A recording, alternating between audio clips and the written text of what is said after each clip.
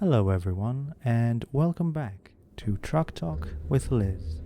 My name is Liz Astor, and I'm very happy to have you all here for the third episode of this ongoing series. For those who have joined recently, a gentle greeting to you. For those who have been along since the start, thank you for supporting this casual and thoughtful venture. The entire point of this series is to provide a soft, relaxing space for conversation while on a journey that, in some ways, mirrors the topics we explore. Though you cannot see me in person, imagine me in my virtual truck within Euro Truck Simulator 2, carrying out my route through Europe's highways and roads. I keep my eyes on the journey, but my heart is set on the ideas we share. I try not to reference the specifics of my driving actions, as this is more about the calm environment and curious topics that might keep you company on a chilly day or a late night break. This project is, in many ways, something I do because I love the sound of a rumbling engine beneath me, combined with the sense of freedom that traveling can bring, albeit in a virtual sense. This is a deeply personal project, reflecting my own perspective. My worldview is influenced by certain ideas about how society might function without strict hierarchical controls, but I rarely bring that up directly as a label. Instead, I let it inform my approach towards compassion, mutual trust, and empathy for each other's experiences. I find it valuable to respect each individual's autonomy and well-being, and I hope that resonates with all who listen. Today's route is from Dusseldorf to Messina, transporting a load of train axles. The winter air is crisp, which is always interesting to imagine when you're driving, even in a simulated environment. The sense of a frosty breath on the windshield, the feel of thick coats, and the shapes of bare trees in the distance can give a sense of calm. In the passenger area, there are usually 3 little companions along for the ride, but we have a slight change in today's episode. Typically, we have Mish the fish, my beloved shark plushie who loves anime and manga, Andre, the plastic skull who is always so well read, and Maxwell, the cat, who mostly does cat things. However, Mish had an unfortunate accident with the truck door recently. One of his plush flippers got caught, so he's at home for now, recovering and taking a necessary break. I'd love it if all of you could join me in sending good wishes for Mish's quick healing. He definitely misses riding shotgun, but Maxwell is making the most of the newly freed seat. I sometimes glance over and see Maxwell staring contently, as only a cat can, occasionally blinking, as though the world is a curious show that he half understands on his own personal way. Meanwhile, Andre is swinging back and forth, wearing the same hollow grin. I sometimes imagine he's pondering all sorts of deep text that only a well-read plastic skull could appreciate. Before we begin our topic, let's talk about this route. I won't describe the precise actions I take in controlling the truck, but I'll point out certain locales we pass, sprinkling a little context or reflection on these places. Then we'll dive into the topic of miracles, what they mean, how people have defined them, and an array of arguments for and against them. I find it fascinating how something that many regard as supernatural or transcendent is often grounded in complex philosophical discussions. Throughout the centuries, a broad debate has taken place over whether miracles are real, whether they're best explained by unknown natural causes, or whether they're illusions or legends. We'll talk about definitions, historical arguments, and the ways in which people respond to such events. As a side note, I also have a few cultural items in mind to chat about: a film, an anime, and a book I recently took in. I often like to connect these casual reviews to whatever theme we're discussing, and I hope you find it enjoyable. Then, after we finally arrive in Messina and put the truck to rest, I'll ask you for suggestions for the next episode's theme. There will be a poll in my post, so keep an eye on that if you want to influence the direction of our next conversation.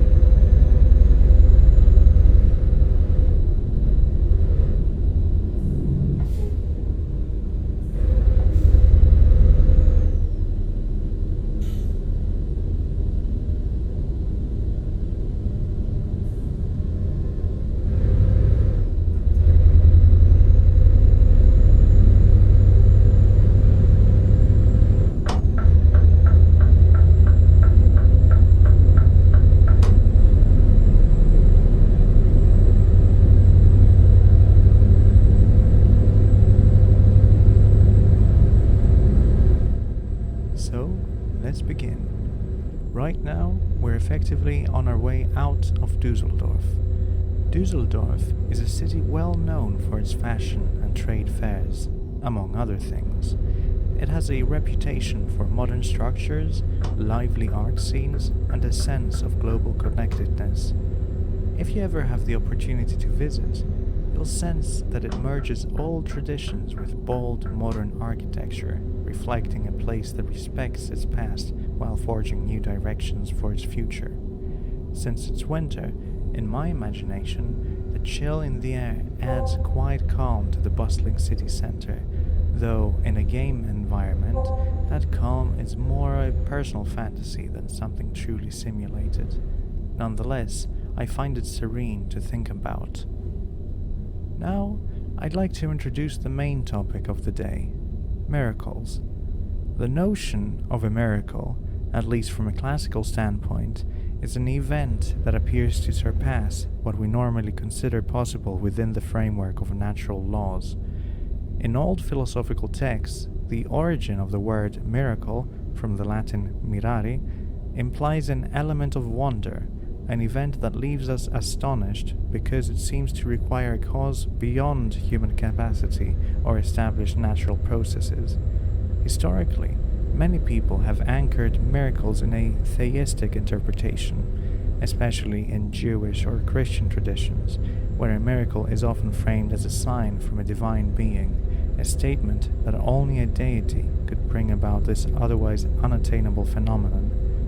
Yet, right from the outset, philosophers have realized the need to be more precise. When we say an event interrupts or violates the usual course of nature, we then need to define nature's usual course. Is it enough to say that a miracle is an event that would exceed the power of normal physical processes, whether or not human agency is involved? Or should we emphasize the idea that a miracle must be tied to a supernatural agent, or it lacks religious significance? Such discussions go back centuries. St. Thomas Aquinas, for example, approached it by saying a miracle is an event that occurs beyond the productive power of nature, requiring a cause that is not fully bound to the constraints that we consider normal. This interpretation highlights that if we see water instantly turn into wine, or a person believed to be dead come back to life well after the normal biological window, it exceeds what we would expect based on known natural laws. David Hume famously called a miracle a violation of the laws of nature, raising more questions. Do we truly understand these laws as static? If something that seemed impossible occurs, is that a sign of a higher being, or have we simply expanded what we consider natural? I find these questions engaging because they show the tension between experiences that challenge our confidence in natural regularities and our desire to remain rational in how we assign credibility. There's also the question of whether we can trust eyewitness accounts of apparently supernatural events, as well as the possibility that certain events we call miraculous might turn out to be misunderstood phenomena.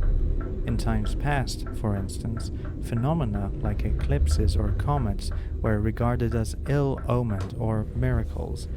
Now, we see them as natural. But that doesn't close the book on every claim of miracle. People sometimes claim occurrences that are far more intimate and personal, such as healings that baffle medical professionals, or improbable coincidences that seem orchestrated. And with that opening thought, we're coming upon Duisburg. Duisburg is an interesting city because it has one of the world's largest inland ports. There is a maritime character here, combined with a history of steel and coal industries. The city has also diversified over time. Passing by in a simulated sense, you can picture how the real place teems with industrial canals, shipping containers, and the bustle of logistic operations. This underscores something about how humans shape and reshape their environment in ways that can seem extraordinary. With winter upon us, I imagine the canals might hold a crisp reflection of the sky, and perhaps there is a slight hush over the early morning shipping activity.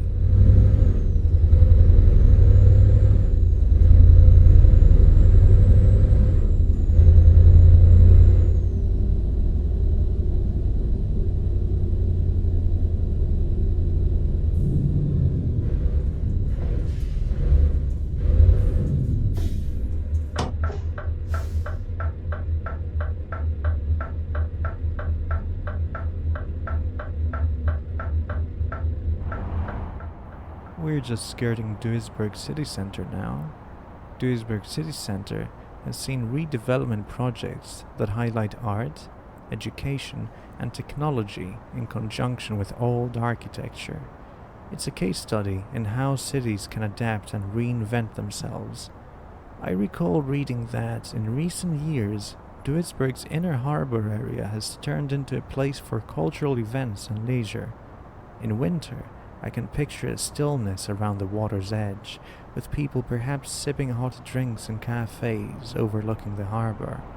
Although we remain in a virtual truck, it's a comfort to think about the quiet hum of everyday life in this city.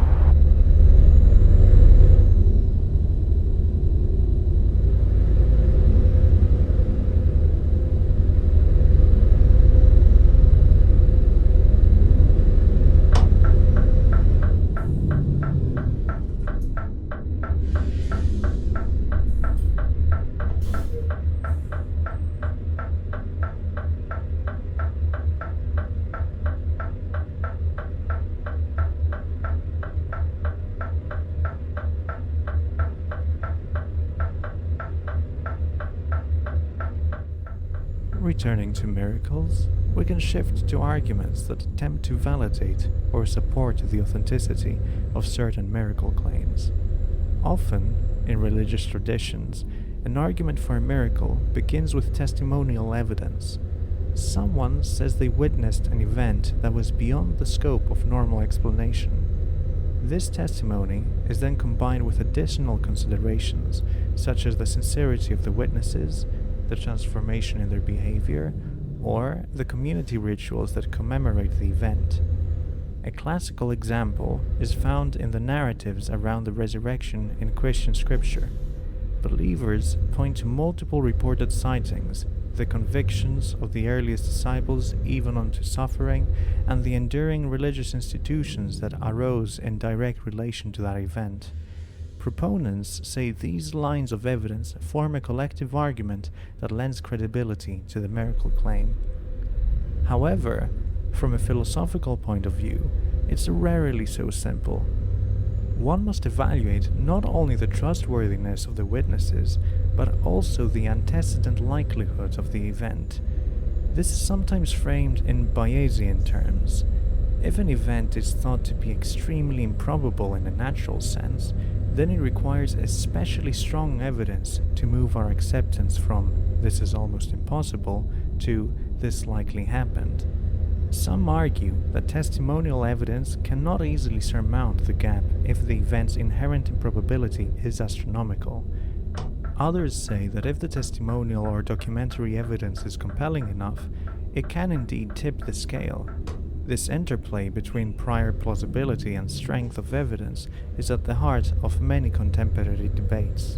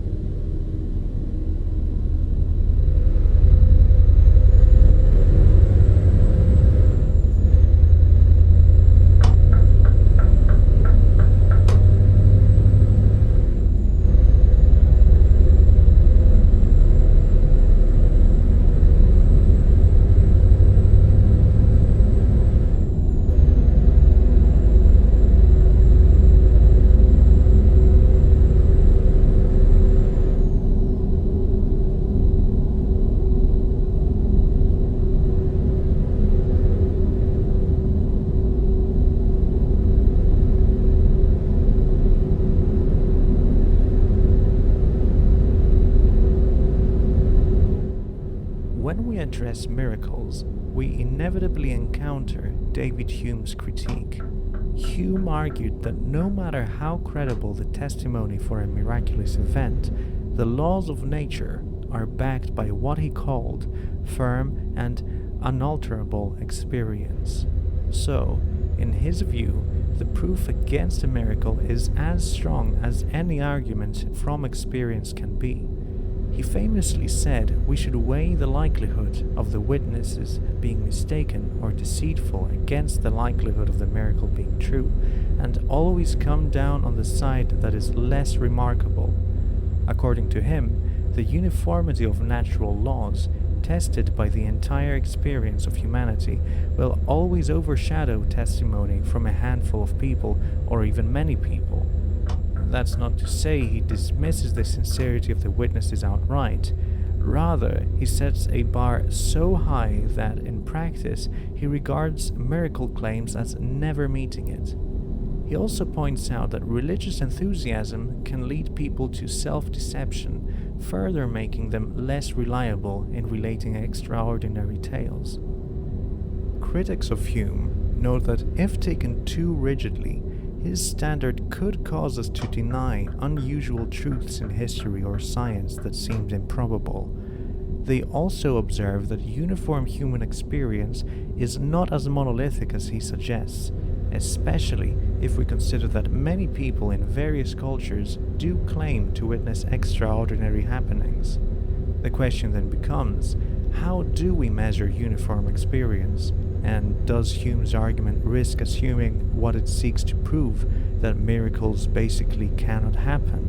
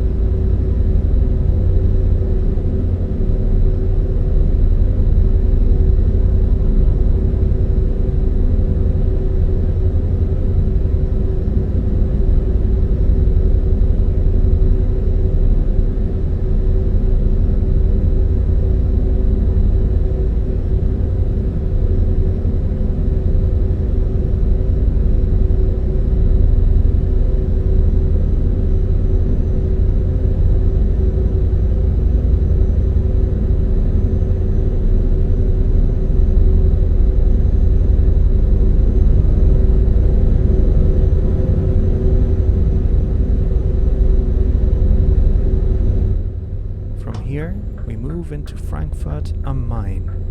Frankfurt am Main is one of Germany's major financial centers, known for towering buildings that define the city's profile and for being a hub for commerce. It's interesting to think about how modern Frankfurt stands as a place where business meets tradition, with half-timbered structures in its old area coexisting beside modern high-rises.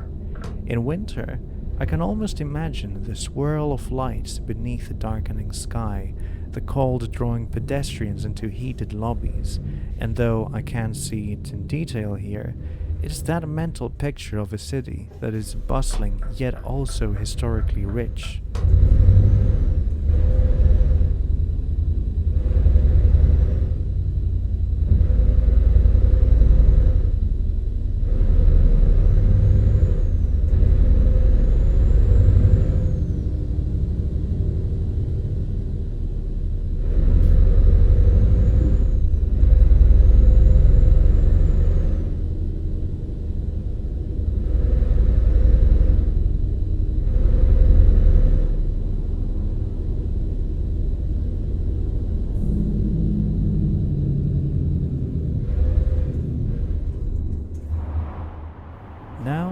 Past the Frankfurt skyline. The striking skyline of Frankfurt is one of the reasons people call it Manhattan, referencing both the Main River and its cluster of skyscrapers that give a unique urban shape to the city compared to other German locales. At night, the illuminated high-rises reflect in the water, producing a modern ambience that visitors often find inspiring. If you're ever in the area, traveling along the river can offer a wonderful vantage point of these luminous buildings. I consider how, in a simulated environment, the representation of these sights might be reduced, but in my mind I can still conjure the calmness of slow traffic, winter hush, and a glimmer of cold air drifting around the street lamps.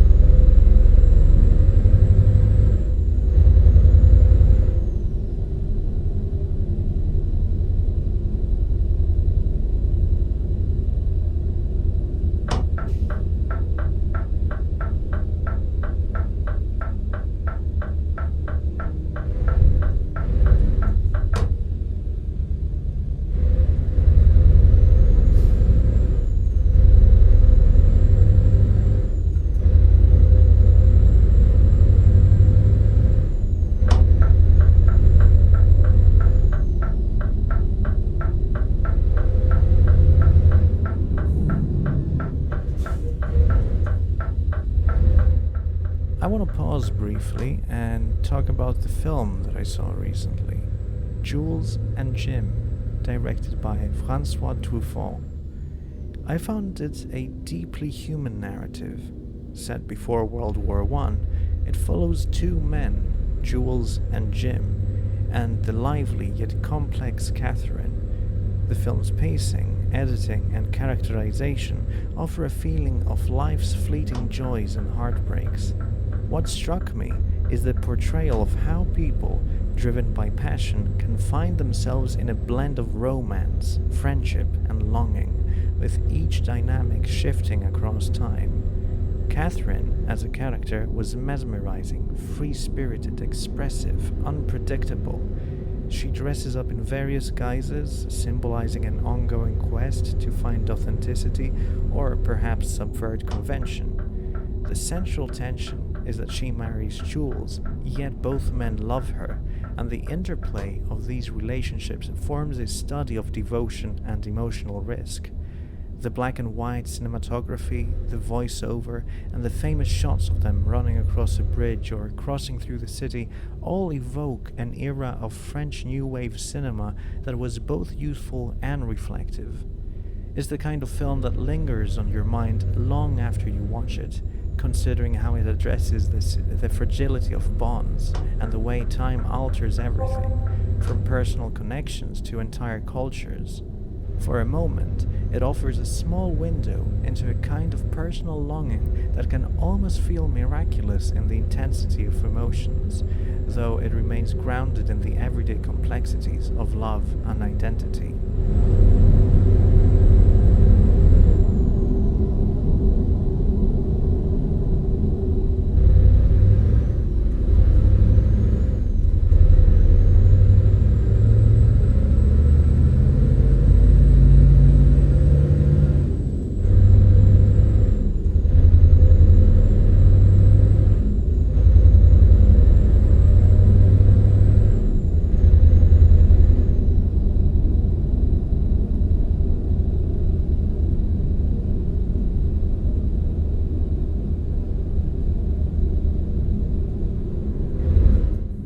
Returning to the idea of miracles, let's dig into more philosophical territory. Beyond the question of possibility, there is the subject of how people interpret an event as holding religious or spiritual significance.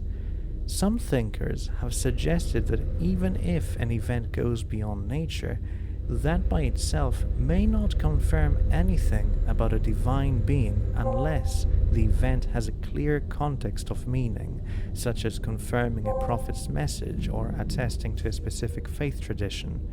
Samuel Clarke, writing in the 18th century, defined a miracle as a work performed in an extraordinary fashion by a superior agent, explicitly to affirm someone's teaching or authority.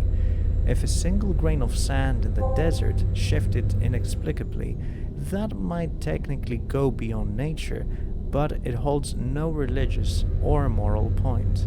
Thus, for something to stand as a miracle, it should connect to a context that speaks to the divine message or clarifies a spiritual truth. Detractors, however, might note that this line of reasoning ties the definition of a miracle too strongly to the dogmas of particular faiths. Could a miracle be something unconnected to dogma, like a sudden, unexplainable healing that doesn't align with any particular religious tradition? Or must it always be tied to a divine agent?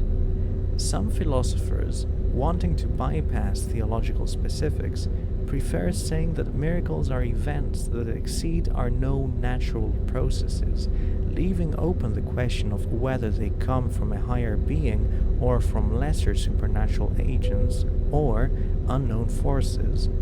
This can make the conversation even more complicated, since now one might worry that if any supernatural agent could do it, how do we differentiate events from a hypothetical benevolent deity from those caused by mischievous spirits or from advanced extraterrestrial technology? Reflecting on all these angles, one sees that miracles as a topic spark numerous sub-questions. They bring up how we define nature itself, how we weigh testimonies, how we interpret events in religious contexts, and how we judge the probability of something that counters regular experience. Add to that the reality that human culture is full of stories, some personal, some communal, that attribute special meanings to events that appear to defy our normal expectations. Those stories can be comforting, shocking, or sometimes manipulative. It's worth noting that arguments on all sides can be heartfelt and well-researched, speaking to our broader quest to understand reality and our place in it. We're now approaching Stuttgart. Stuttgart is known as a manufacturing and commercial hub, home to some renowned automotive groups and technological advancements. There is also a lovely sense of green space around the city. Passing the outskirts, I might imagine rolling hills that frame the horizon, though at this wintry time they might be subdued in tone and dotted with bare vines or skeletal trees. Stuttgart has a mix of industry and natural areas that give it an interesting vibe. Visiting in the colder months reveals a subdued calm that can be quite comforting.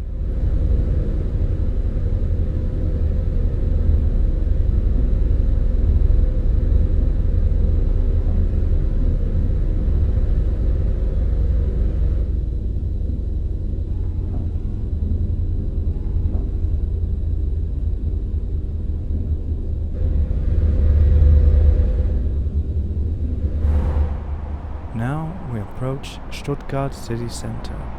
This area can give visitors a sense of both historical architecture and modern businesses. Strolling around, you might see elegant squares, cultural institutions, and the remnants of a complicated history that shaped the city. I often like to imagine winter markets in such places, with warm pastries and bright lights contrasting the cold evenings. Even if this is all taking place in simulation, it's still nice to imagine how it might be in real life.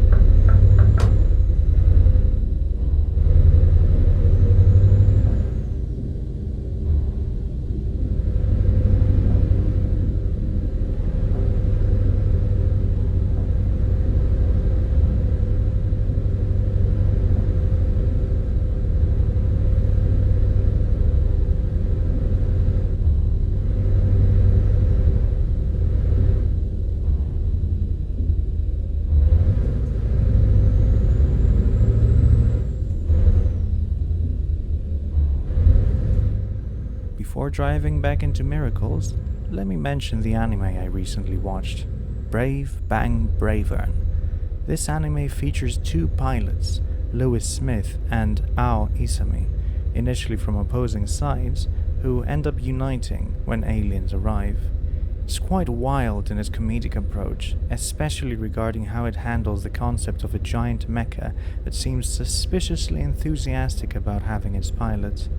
It parodies older giant robot series while also forging its own brand of humor, at times crossing into ridiculous territory with comedic nudity and over-the-top references. I noticed that it uncritically showcases the aesthetics of militarism, giving it a style similar to certain Hollywood action films where the spectacle of hardware takes center stage. Yet, it also invests heavily in the emotional bond between characters, culminating in a connection that some interpret as a form of romantic, let's say they share a powerful, heartwarming link. The biggest takeaway is that while it's primarily a comedic, over-the-top show with plenty of fan service and bombastic action, it also portrays a genuine affection between characters, making you root for them. My only gripe is the presentation of torture in a comedic frame, which might be off-putting.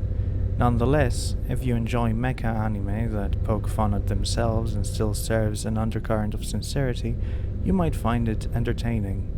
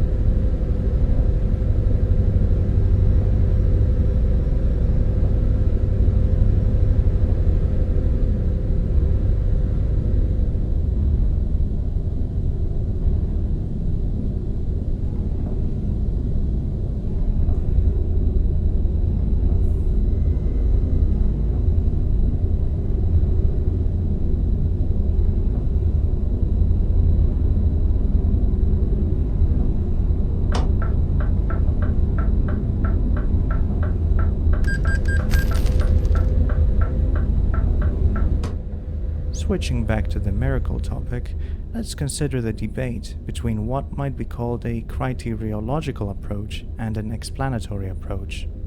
One method, advanced by thinkers such as Charles Leslie, is to propose criteria by which we can judge whether an event is certain. For instance, Leslie suggested 4 conditions: that it's experienced by multiple eyewitnesses, that it happens publicly, that there are commemorations or ongoing practices that began at the time of the event, and that those practices can be traced reliably. If all 4 are met, Leslie argues we have near certainty that the event happened. Critics say that no matter how strong such criteria are, if the event is too outlandish, many will look for alternative explanations that overshadow the testimonial and commemorative evidence. This leads us into a deeper question. Can testimonial evidence alone prove something that, if false, we would see as extremely improbable? In an explanatory approach, people try to gather multiple lines of data, compare alternative explanations, and see which hypotheses best account for the known facts. For example, some Christian apologists propose a minimal fact argument for the resurrection, focusing on points accepted by the consensus of historians, like the fact that Jesus died by crucifixion, or that early followers believed they saw him alive again. Then they claim the best explanation is that Jesus actually rose. Skeptics respond that natural explanations, even if they seem unlikely, might remain more plausible than a supernatural cause. It becomes a contest of which scenario best fits this data.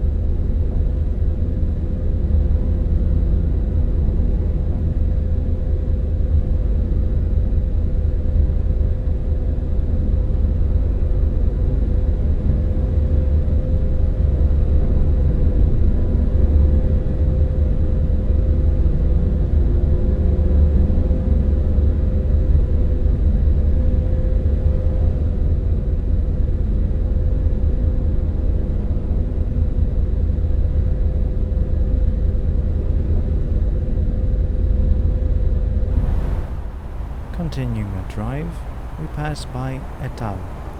Ettal is a small village in the Bavarian region, recognized by its Benedictine monastery and scenic surroundings. In the cold season, I imagine the imposing structure of the monastery, with snow on the rooftops evoking a sense of stillness. Monasteries often feel timeless, and perhaps that timelessness reminds us that questions of wonder and mystery have been a part of human culture across centuries.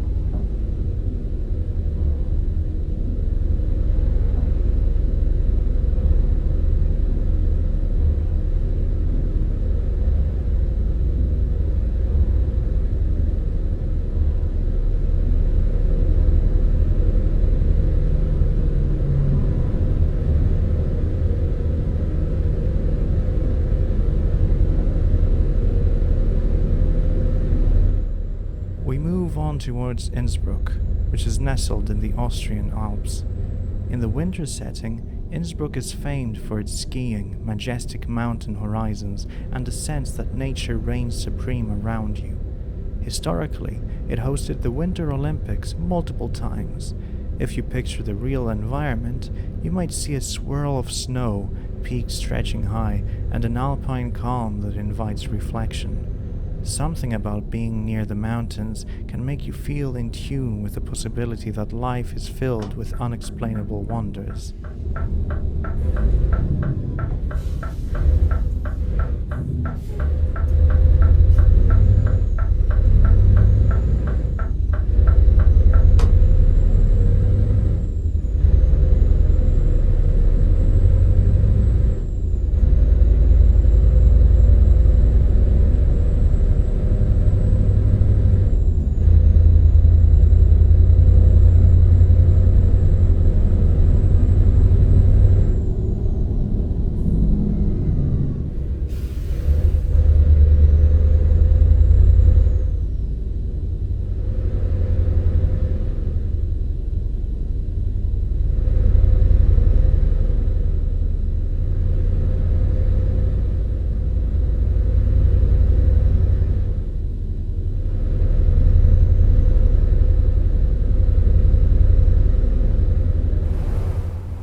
Further along is the Brenner Pass, one of the principal passes through the Alps, connecting Austria and Italy.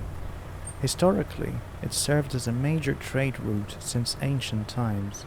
Winter months might make it look stark with swirling winds, yet people and commerce continue crossing these regions, forging links between different cultures.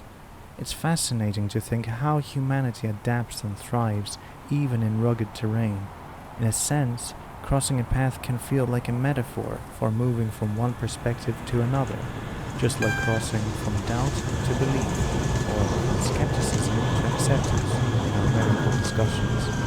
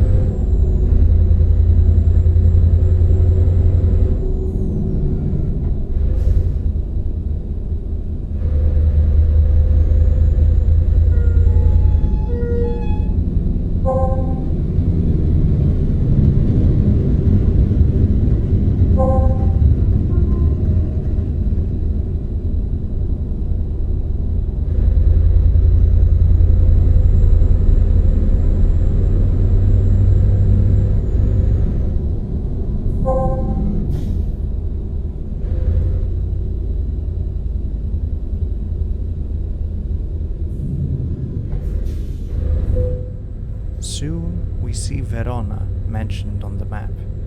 Verona is renowned for its association with Shakespeare's Romeo and Juliet, though there's so much more to it than that. The city is full of Roman antiquities, including a famous amphitheater that hosts opera performances. In the winter, tourism might be reduced, giving a quiet hush to the old streets. Imagining the city in the cold might bring forth the romantic sense of history, ancient walls standing as silent witnesses to centuries of stories.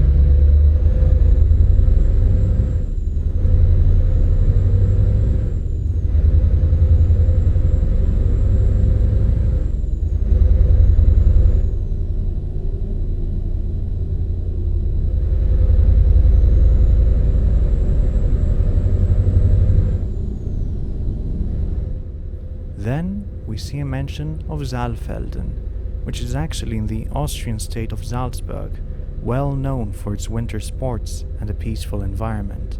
One might see cross-country skiing tracks or enjoy the local culture that thrives in mountainous settings. Passing references to such places remind me that real human lives and experiences fill every city, town, or rural area we glimpse. People might have their own personal stories that could feel miraculous to them, even if not recognized by the world at large.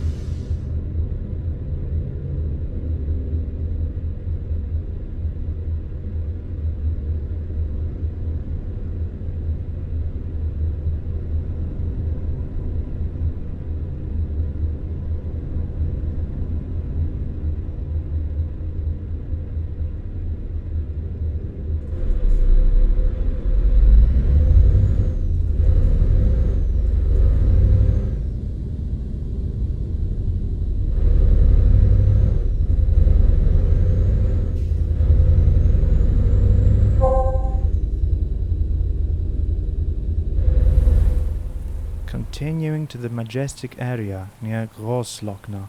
This is Austria's highest peak. It's a region prized for its panoramic roads.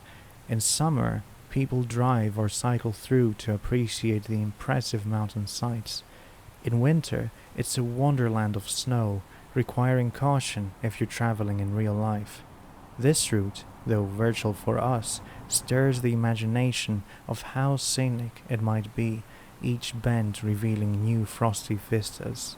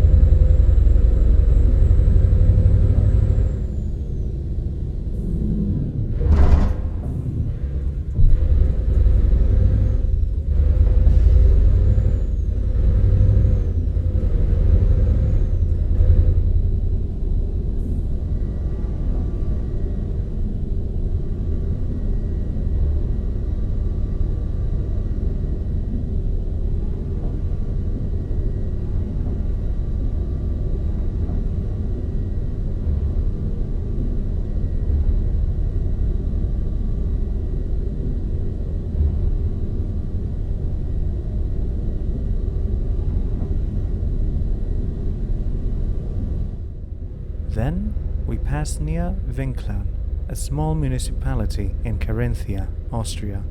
It's close to the mountains, with a calm pace of life. This small location is sometimes overshadowed by larger cities, but for those who come from small towns or rural backgrounds, there's a warm feeling in imagining Winklen's houses and local traditions in winter. Maybe people there chat quietly over hot beverages, hardly aware that somewhere far away others are discussing events like alleged miracles while driving from Dusseldorf to Messina.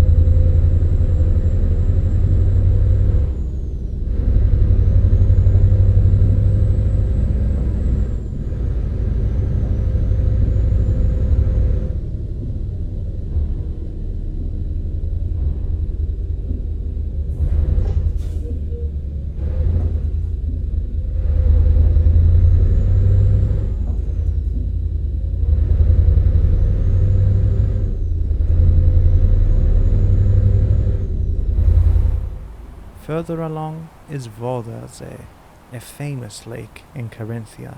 It's quite popular in summer for swimming and scenic walks, but in winter I can picture parts of the lake freezing or at least offering a silent reflection of the sky. Lakes are special places for peaceful reflection. One can think of them as natural mirrors. When you stand by a lake, it's easy to let your thoughts drift to bigger questions, including those about possibility, wonder, and the unknown, all tied back to our overarching topic in some gentle way.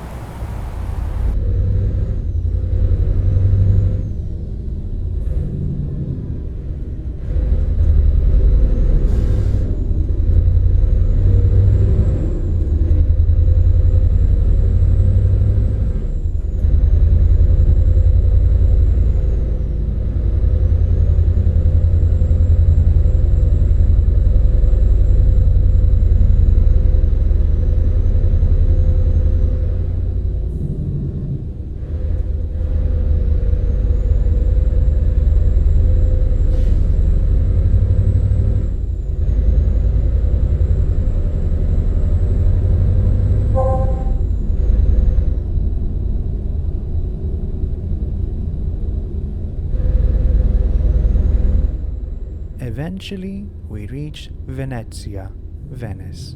That city of canals, bridges, and countless cultural treasures. Venice in winter can be a moody, atmospheric wonder, with morning mist drifting over the canals and fewer tourists walking around. Imagine small cafes by the water, the echo of footsteps of centuries-old streets. Venice has often been associated with romantic illusions, masks, and a sense that reality can be more fluid than we suspect. If there's any place that might remind one of hidden wonders, it's Venice, with its endless labyrinth of alleys and channels.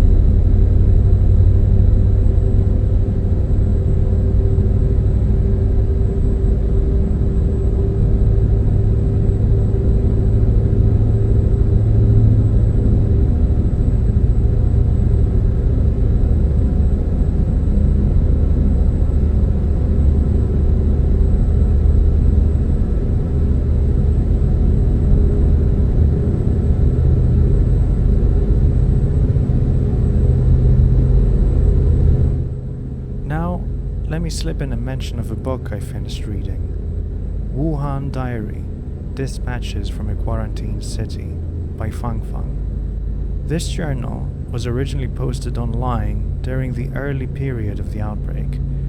Fang Fang, a recognized writer in China, presented daily observations regarding the lockdown in Wuhan, capturing an unfiltered look at what everyday people were experiencing. She faced a lot of online hostility from extremist voices who saw her account as undermining official narratives.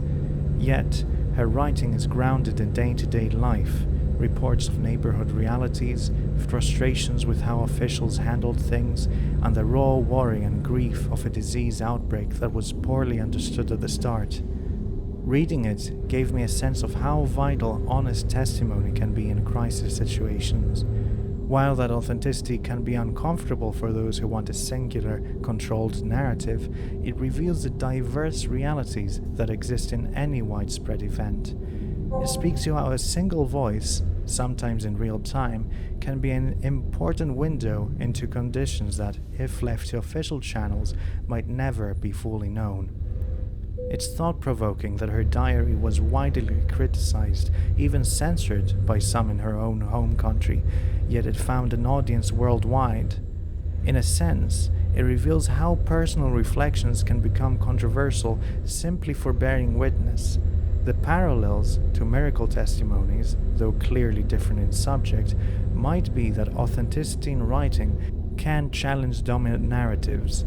Whether it's about a supernatural event or a major public health issue, personal perspectives can either be dismissed or embraced depending on our predispositions.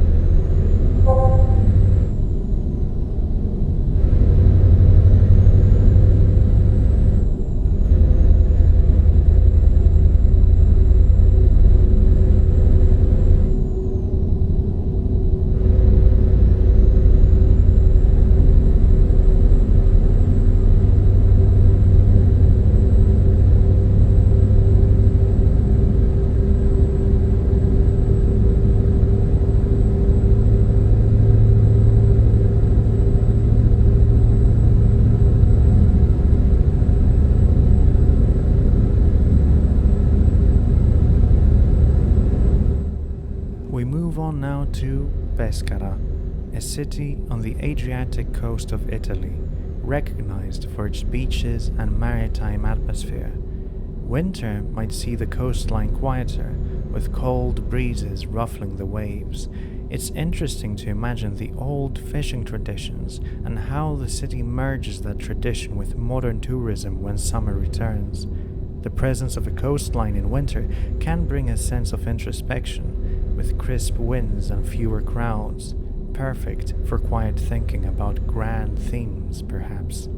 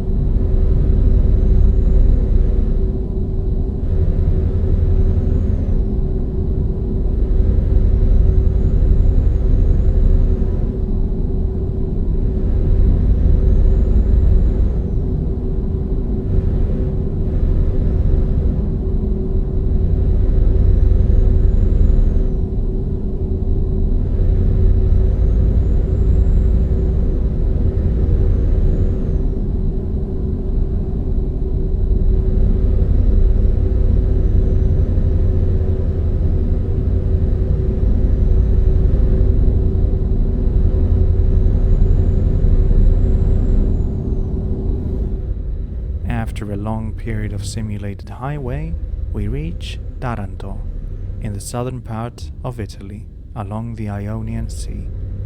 Taranto is known for its maritime heritage, the presence of a large navy base, and a deeply rooted history tracing back to the Spartans. There's an old town on an islet bridging to the new city with architecture and cultural spots. In winter, I imagine the sea air remains sharp, gulls swirl overhead, and life moves steadily in a mix of tradition and modern routine.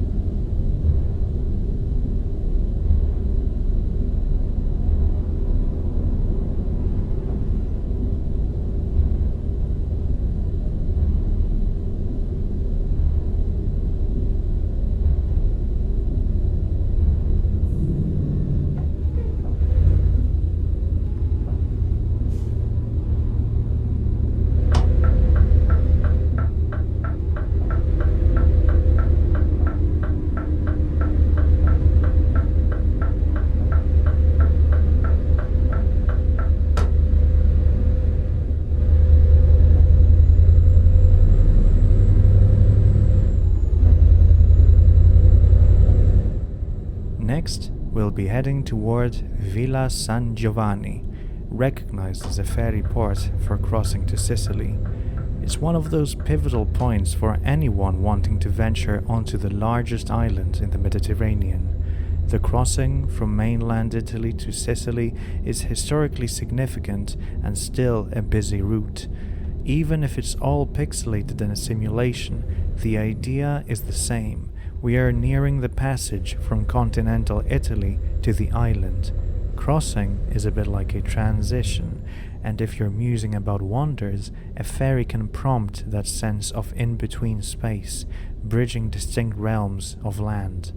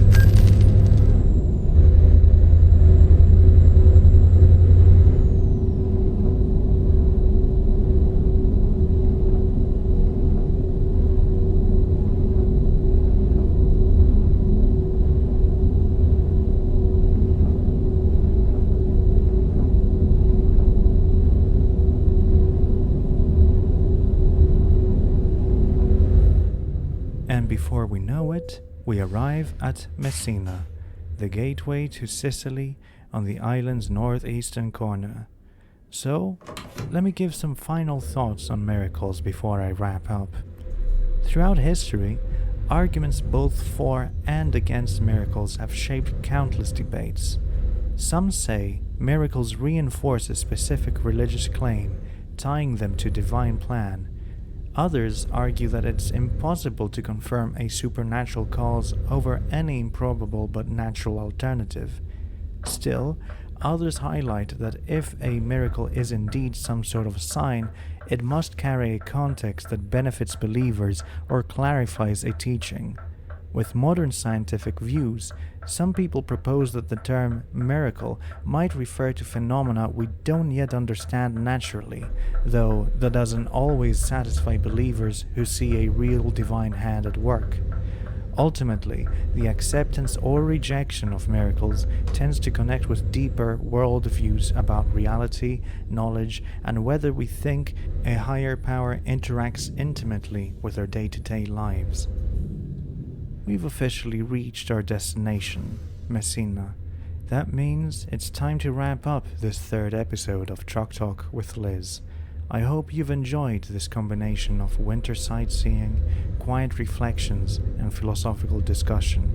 Whether you're someone who leans towards a hopeful openness that wonders if the extraordinary can happen, or a firm skeptic who prefers consistent natural laws, there's room for thoughtful discourse. I also hope my mini reviews of Jules and Jim, Brave Bang Bravern, and Wuhan Diary, Dispatches from a Quarantined City, brought a little more dimension to our shared time.